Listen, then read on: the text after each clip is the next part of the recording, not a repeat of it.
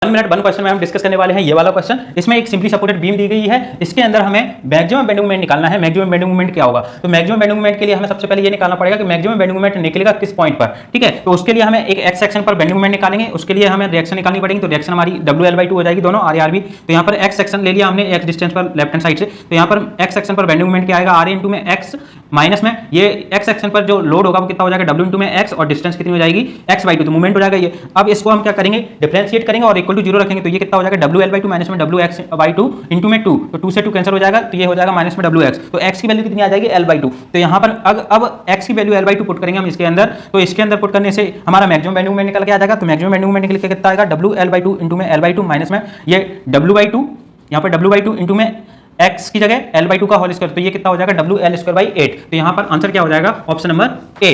इसी प्रकार के शॉर्ट्स वीडियो के लिए मैक लर्निंग पॉइंट को लाइक शेयर एंड सब्सक्राइब करें।